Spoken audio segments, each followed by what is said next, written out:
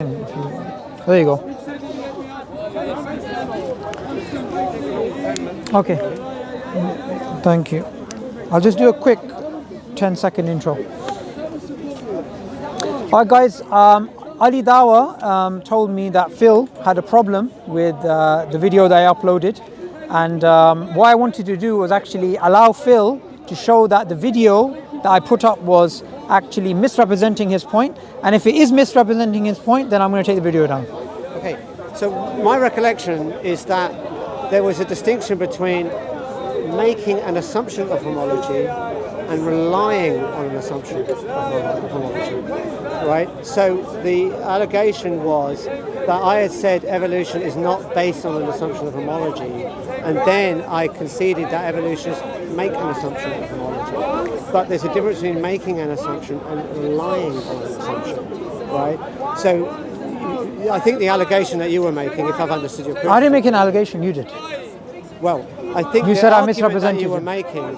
Right, well, when I met Ali Dawah, I had not actually seen that video.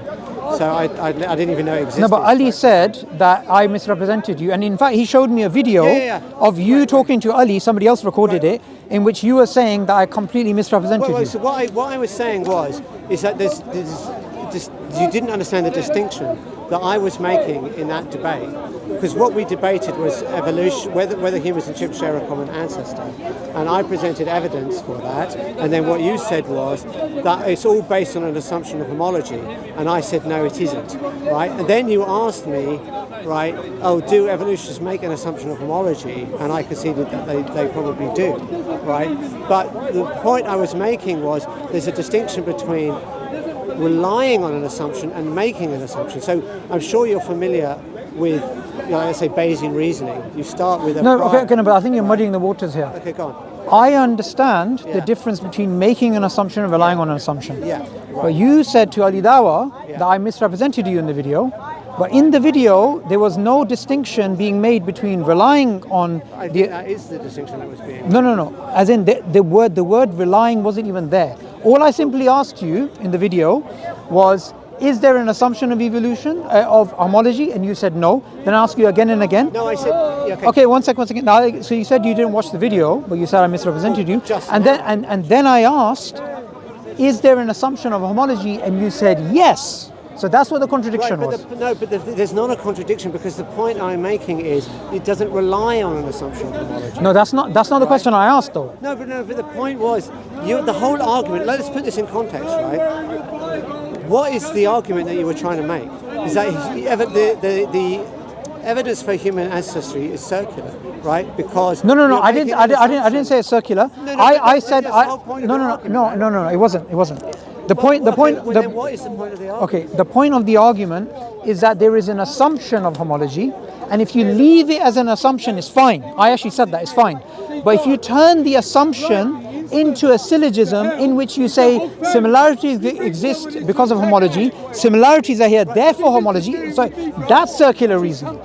So I was making a different point to what you're saying. But why did you raise homology at all? Because you're trying to make an argument of circularity. No. The point I was trying to raise is this. The tree of life has hidden assumptions which people don't talk about. Well, okay. The point... Do you concede that? That the tree of life... Well, we weren't debating the tree of life. We were debating whether humans and chimps... But you just said to my friend right now, Faisal, that when it comes to... When he asked you about Darwinian evolution, you cast aside Darwinian evolution and you said you believe in common ancestry. Correct. Okay? Yeah. Okay. Yeah. Now, when it comes to the tree of life, right, which is based upon homology, would you agree? It depends what you mean by based on. Okay, do you believe in the tree of life? Okay. Do you believe in the tree of life? Do you believe it's the right? I believe we are related to other animals through common ancestry. Universal common ancestry.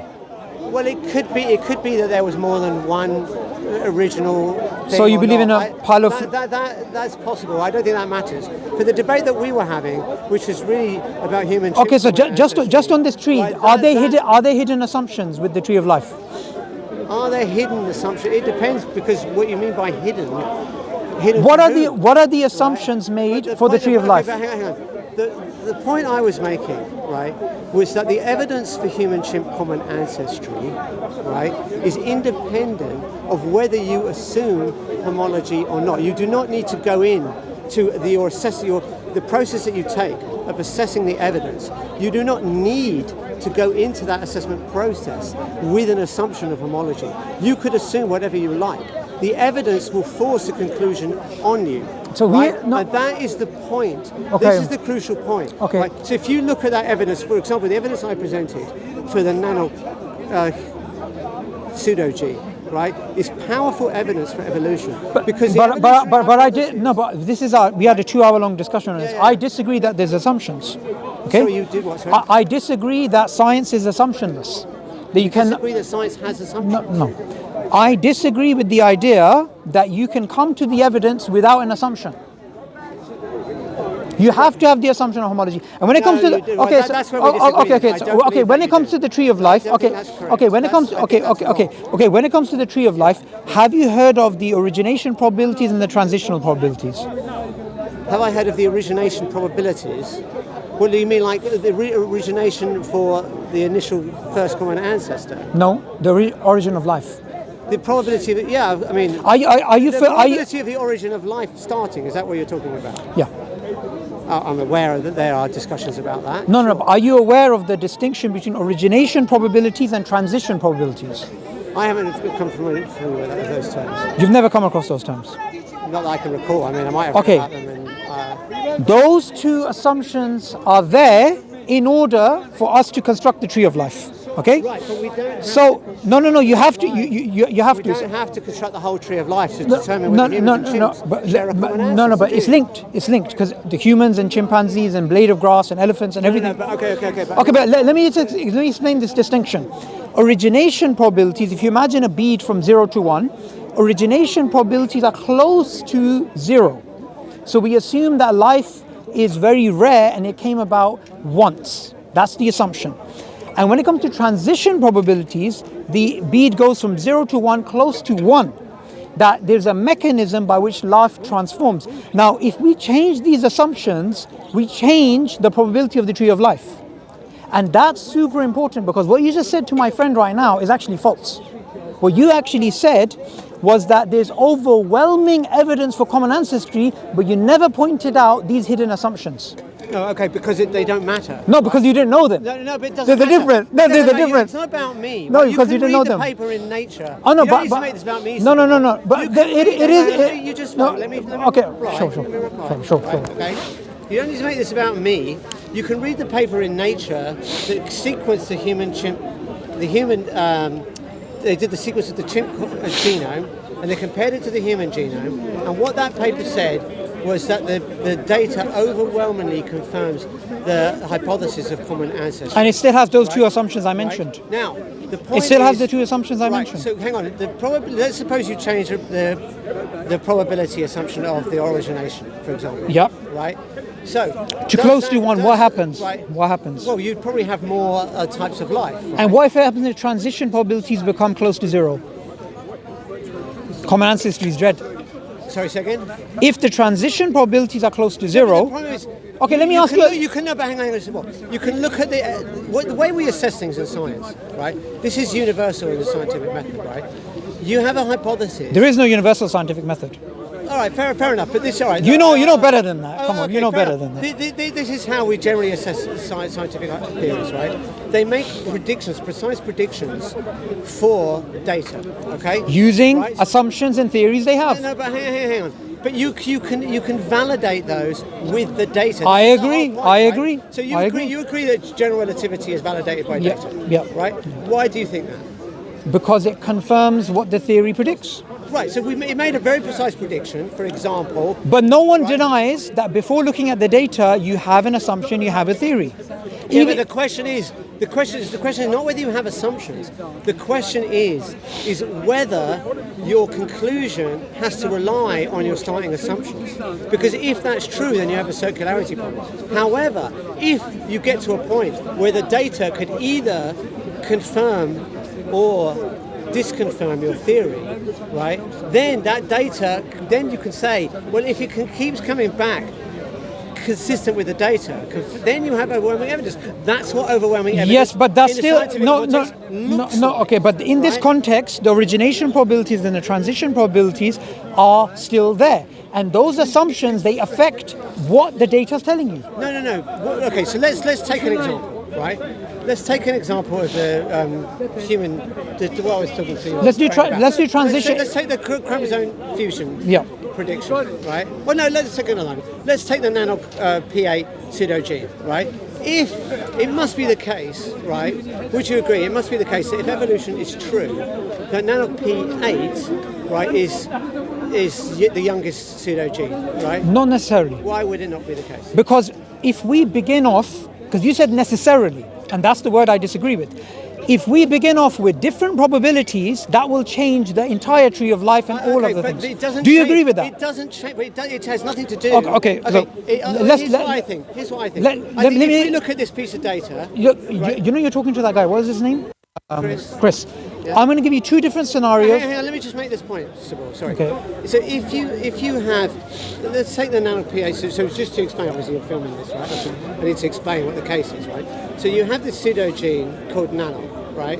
And what nanoc has is a bunch of pseudogenes. So these are genes that have been disabled, right?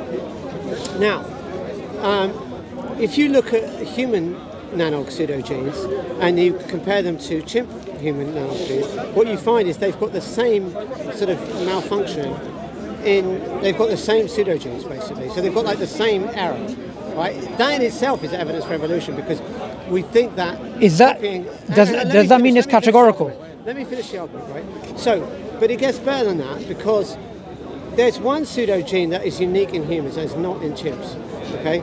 So, that nanoc pseudogene has to be the youngest one, right? So, if it wasn't, right, then you can't explain what, well, let's put it this way. If human-chimp outcome analysis is true, you make the prediction that the one that humans only have, we couldn't have got them through common ancestry, right? So that must have evolved after the split, right? So not only must it be the youngest one, it must also be not just arbitrarily young, it must also be after the split. So if we think the split happened about 6 million years ago, then it must be, if it was the youngest one but it was 10 million years old, then evolution would be in trouble, right? If it's younger and it's less than 6 million years old, then that's confirmed, right? This confirming will be older and not the youngest. Lastly, right, we think that the Neanderthal split with humans I think it's about 2 million, I had all this data when we did our debate, so I don't know off the top of my head, but I think it's about 2 million years ago, right? Point is, whatever it was, right, if it's more recent than the nanoc P date, right, then it should be the case that Neanderthals have the nanoc P pseudogene, the nanoc P8 pseudogene, right? So you've got three things there that could either support the hypothesis of common ancestry, so it'd be confirming, or it could be disconfirming. So if nanoc P8 was not the youngest, if it was older than 6 million years, and if it's not in the Neanderthal genome, right? So you've got three independent tests there, right? Every single one came back in favour of the common ancestry hypothesis. So when you get many things piling up, right, all coming back in favour of the hypothesis, that's what we call overwhelming evidence. Why I would say with that, that's an incomplete picture. Because if we make the transition probability close to 0 and the origination probability close to 1, then the separate ancestry hypothesis will be stronger than common ancestry. Because the transition probability was going to be close to 0. It doesn't matter. It does matter, Phil. I don't think it does. Okay, let me ask you this question. You gave this example. The transition probabilities being close to 0 would mean that if we add the origination probabilities being close to 1, then you would get different implications on the data that you just highlighted. No, but all you're doing is, right, so you're going like, you're trying to go from origin of life and trying to move forward using these probabilities. Yeah. But the data, you can go... Have you heard of Suboor's paradox on this? Sober's paradox. I have to say. If you did, then you would know about origination transition probabilities. Okay. I did read Sober's book, but the point is. Explain the paradox. Can you explain the paradox? You can go, no, I don't recall it. As I said, right? Shall I? But yeah, go ahead. Okay. So look, when it comes to origination probabilities and transition probabilities, these two probabilities are linked. You cannot deny. You can't separate out the two. And the problem is, in most of our discourse, we don't talk about transition probabilities, we don't talk about origination probabilities. So the problem that currently exists is this. Whenever you're talking about the tree of life, the assumption is that the origination event was unique. That's the assumption. You have to assume that it's unique. You certainly have to assume, well, you don't, I think that here's the point. The question of what was the probability for the first life to fall is a very interesting question. But if we're looking at this pieces of evidence for human chimp common ancestry, we don't need to worry about what that probability. That's not true. Was. That's true. No, that's not true. No, it is true because the hypothesis makes particular predictions. Right. So let's suppose, right, you have.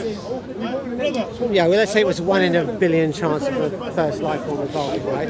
But now let's suppose you change it to 1 in 2 billion, right? Now, why not?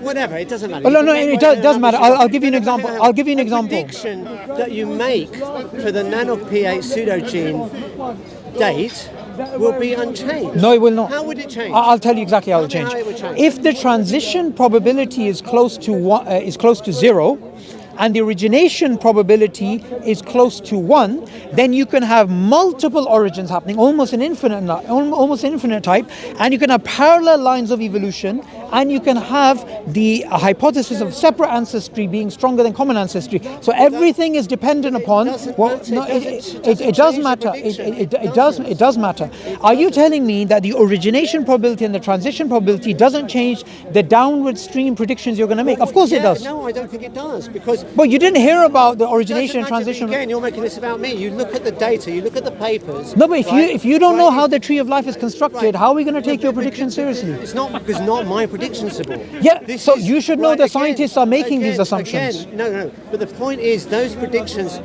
don't change, right? Even if you change the origination transition? It doesn't matter because I'll tell you why. I'll give you categorical evidence. I'll give you categorical evidence. Shall I give you a concrete example? Let me just make this point, right? Okay. Let's put it this way, right? Let's suppose we wanted to know, right, if you and I shared the same grandparents. Okay. So. Let's suppose we want to know whether you and I were cousins, right? So all we need to find out is, do we have the same grandparents? Because if we're cousins, we must have the same grandparents, correct? Right? Now, if we change the origin of life probabilities, right, from 1 in a billion to 1 in 2 billion, does it change the fact that if we discover that we have the same grandparents, that you and I are cousins? Does that change? I think that's that's a disanalogy. No, that is exactly. That is exactly. I'll does it? Would you agree? It's a disanalogy. All right, it may be a disanalogy. It is a disanalogy. I'll explain why. I'll explain why. One thing at a time. Would you agree, though? We can debate whether it's analogous. We'll leave that for the moment, right? But would you agree that if we establish that we have the same grandparents, then we can conclude, independent of whatever the origin of life probability is, that we are cousins? Absolutely. Right. Okay. So that's a complete disanalogy, though. But it is not. I'll explain why. Can I explain why? Go ahead. Okay. The origin of life, probability being close to 1, would mean that there's multiple origins. So this analogy would not work, as in this analogy, there's only one origin. No, there isn't only one origin. So you basically concluded what you're supposed to be proving. No, I'm not. Right. Okay. Do you see why the disanalogy is there? Okay. I'll explain why. If we are cousins and if we have grandparents, then that can be confirmed through independent evidence. That's what you're basically saying. I'm saying is, if we confirmed that we shared a grandparent, Yeah. then we must be cousins. Right. Independent. Do you not see the problem? independent- Do you not see how that's disanalogous to but the hang on, origination hang on. probabilities? No, it's not. Okay. But you never heard of the origination probabilities before we spoke you're about making them. that about me. It's not about me. No, because all the papers in the if scientific you don't know the literature- science, then Right. how can you make these predictions? Right, because I didn't make them. That's the whole point of it. I didn't. Other Okay. people did. Then how come? No, hang on. Okay, so Let me- I'll give you an example. Well, Okay, my friend here, hang just on, come here for a let me second. reply to your When he explained to you the evidence for common ancestry, did he explain it in a way that's probabilistic or categorical? Overwhelming evidence. That is But not you what never, never told my friend about the origination Okay, and the but transition because it probabilities doesn't matter. because it does matter. doesn't matter. Let me explain to you why transition probabilities hang on, matter. Subboor, Let you me made a explain point. why. Let me reply to it. Have you heard of John Baptiste Lamarck and his Subboor, independent Subboor, evolutions? Can I reply to your point? Sure, yes sure. Or no? Right? Because it seems to me that what you want to do, right, is say, have you heard of this? Have you heard of that? Have you heard of this? Because you're not learned on the topic. Because it doesn't matter about me. You're trying to No, make but this you're about speaking me. about the topic, but you're not sure about it. You look at the papers, right? You look at what the paper. Everyone should do this. Go and look up the chimp genome sequence paper, published by all of the major genome sequencing population, and you should see what their conclusion is. The conclusion is that the data overwhelmingly supports human-chimp common Based on what assumptions? right? Based on what No, assumptions? hang on, one thing at a time. No, One based thing on at what a time. assumptions? One thing at a time, Suboor. No, I'm asking you, based on what assumptions? One thing at a time, right? So that's Go what on. they're saying, right? So you want to make this about me, but it isn't Okay, about but okay, fine. But it isn't about It's about the paper. Right. It's about the paper. It's about the data. So, right? so Let me what reply to assumptions your are in the point. paper? What assumptions are there for origination and transition? What are the assumptions? I don't think it matters what the origin. That's the whole point. It does? Can I- right, can I- no, can I so tell let you- me try and reply to your point. About No, whether- no. Let me respond to this point. Okay, go on. According to Darwin, Yeah. he believed the power of natural selection was to be able to transform anything into anything else. So according to him, the transition probability was close to 1. And according to Darwin and according to Richard Dawkins and other biologists, they believe the origination probability is close to 0. However, if we change the origination probability being close to 1 and the transition probability being close to 0, meaning transition, Yeah, you but can't you transition, don't- okay. we have different implications. Now, the other thing to keep in mind, something you said to my friend, is you made a distinction between common ancestry and the Darwinian mechanism, but these two are linked. If the mechanism breaks down, you cannot claim common ancestry. I disagree. I How? disagree.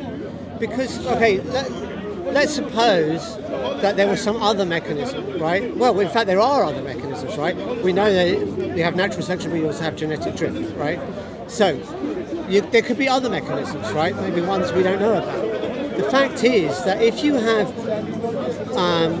let's put it this way, right? I could do a genetic test and find I'm descended from my parents, right? We've found that my parents are who I think they are, right? But it wouldn't tell me whether it was sexual reproduction or IVF. There are two different mechanisms that I could have been born, but it doesn't matter. It's just irrelevant, right? The fact is, if the genetic test comes back and it says they are my parents, I don't need to know what the mechanism of how I got here is. It just doesn't matter, right? So, common ancestry is not. I agree that there's a relation between natural selection is the popular method of how evolution occurs, but it's not the only method. Certainly, there are others, right? And some people say sexual selection is a different mechanism to natural selection, right? But that doesn't matter, right? Because you can do genetic. If you take the example that I gave, right? If it's the case that humans and chimps share a common ancestry, right? You can have different assumptions about these things, but you are still going to predict that NaNOG-PA must be in the Neanderthal genome. Right? Okay, so can I take what you're saying? Can I take what you're saying and change the variables? Because we just have to go. Sure, but last question. Last question. Look, last thing. If we change the transition probabilities and we change the origination probabilities and the mechanism itself, we say that it can't work. Say Darwinian evolution can't work. And the transition probability is close to 0. And the origination probability is close to 1.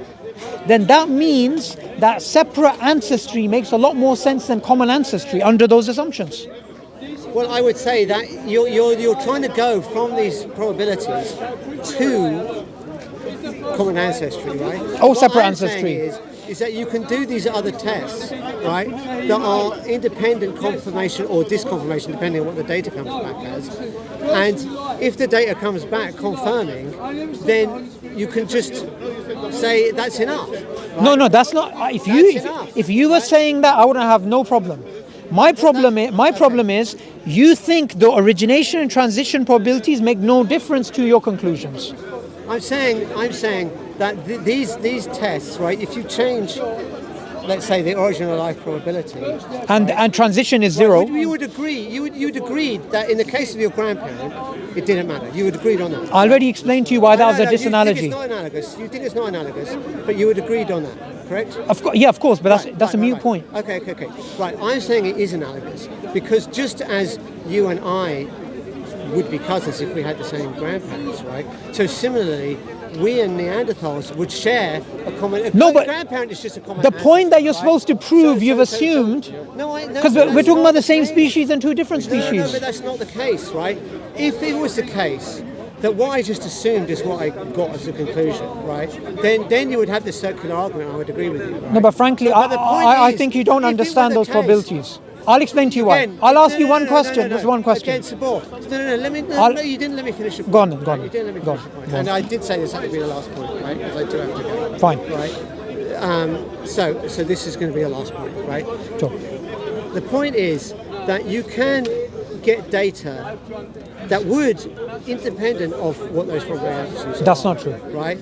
Give you confirmation or disconfirmation. If it were the case that humans and chimps were not descended from a common ancestor, right, then there's no reason to expect that the nano-P8 is the youngest pseudogene. There's no reason to expect that it would be in the Neanderthal genome. There's no reason to expect that it would be dated at lower than the split between 6 million years. I get it. All three of those things came back. Can I do a logical symmetry? Can I do a logical symmetry in what you're saying? You can, and then I'm not going to reply. Okay. I have to go. Similarities are due to common descent, right? Could we not make a logical symmetry argument that dissimilarities are due to separate ancestry, such as orphan genes? It's logical symmetry. We're not saying similarity. No, because we're not saying similarities are what give us common sense. We're not saying that. That's not the argument. What's the argument then? I already gave the argument, and if you didn't follow it, no, but then that's your fault. Do you have it? Okay. I have to go. I did say 6:30. Okay, no worries. It is now no worries. 6:45 almost. Okay. Thank you very much. It was very interesting. Cheers. What he said to you before, and now the transition and origination probabilities. Yeah. Do you see the difference between the two now? Completely, that's a confidence, isn't it? You know what's funny about it? He didn't address what he said. He didn't just fact that the conclusions get changed by assumptions. Of course they do. And if you change assumptions... But you never heard of origination and transition probabilities? I never heard of it either, but I understand the concept. Yeah. And he completely took it for granted. And even when he changed assumptions, he doesn't understand to change the data and the conclusion after. It's just obvious. You caught him at the end. He assumed his conclusion from the get-go. Yeah. So it was a complete disanalogy because we're the same species when we're talking about cousins versus when we're talking about the split. So look, right in the beginning, the reason why I went and spoke to him is because Ali Dawah said he wants to talk to you. He disregarded that as well. And he disregarded that. So where's Ali? I need to talk to Ali. So anyway, Jazakallah khair for joining in. It's good because you went in there to speak to him first. My mic. Your mic, he's gone on the mic. Oh my God, he took the mic. Bro, Faisal, you did me a favor. I know. Because you went in there, you got him to talk, and I used that conversation. I said, why didn't you tell my friend that? Why did you only give him half the picture? I did when they were talking about probabilities. I said, if you're talking about speculative, then evolution. Yeah. I saw that. I was like, you better pick up on that line. But you know what's sad about it? Someone as smart as him, does not understand the philosophy of science. He doesn't understand how the assumptions change the whole picture. Bro, from the beginning, he didn't want to talk to me. He did not want to talk to me. I couldn't believe how hard it was for him to accept that if you change the probabilities for transition that it would That's create so funny. You're talking about the actual concepts, the very important assumptions that change the whole picture. He's stuck in nuances. Yeah, yeah, yeah, He's yeah, talking yeah. about the. He always does that, point though. this, the law, like, this is all relevant if this does not make sense. Yeah. And That's what I was saying. 100%. Because look, if the transition probabilities are close to zero, nothing can transform to anything else because there's no mechanism. If origination probabilities are close to one, which is John Baptiste Lamarck believed, you'll have millions of origins, millions of independent lines of evolution. No comment. just like the allegation hand wave that too. Yeah, yeah. If you don't look, it doesn't exist. That's what they do, man. Whose mic is this? Oh, yes. Come on, brother, he's gone. Come on. Skydivephil's gone. It sounds impressive. Has he taken your mic? Go get him. He's down there. So clever. Do you have his contact number? No, no. Oh, wow. Sorry, man. Are you going to get the audio though? But he's gonna come back, I know for sure. Audio's gone. Yeah, no, audio. I gotta come back. That happened to me as well. When the Christian guy took my mic, he came back after 3 months. Jazakallah khair, guys. Jazakallah khair, man. It's okay. Assalamu alaikum, brother. How are you doing? You okay? You good? He came back after 3 months. The Christian guy, he took my mic. Who? There's a Christian guy he took my mic, and he came back after 3 months. Allah. That's mad. Of course, if you line up your associates, let's go over there. Now, look. When can you upload that video? Inshallah, today. Huh? Today. Inshallah, I see Dawah. You got the whole thing? I see Dawah, yeah. Because this guy